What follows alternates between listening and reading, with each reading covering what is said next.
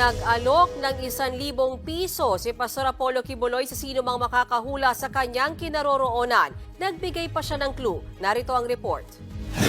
Ako po muli si Pastor Apollo Kibuloy at marami pong nagtatanong kung saan ako ngayon. Marami ang nagtatanong kasi hindi daw nila nakikita ang aking mukha. Ito ang bagong audio recording ng founder ng Kingdom of Jesus Christ na si Pastor Apollo Kibuloy.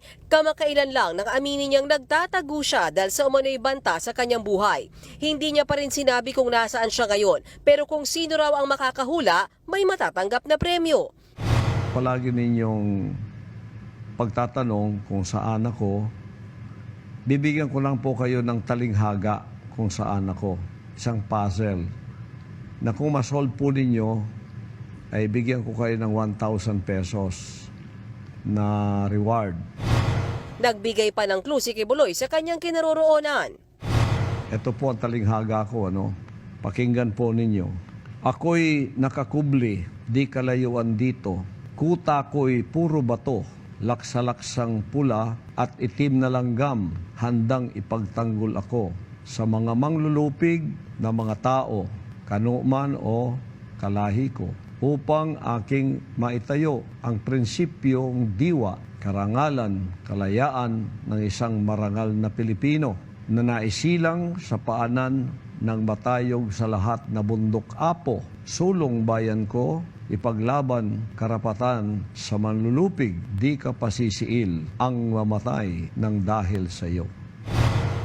Kasabay niyan, binigyang diin ni Kibuloy na siya ang appointed son of God. Ganoon din daw sina dating Pangulong Rodrigo Duterte at Pangulong Bongbong Marcos.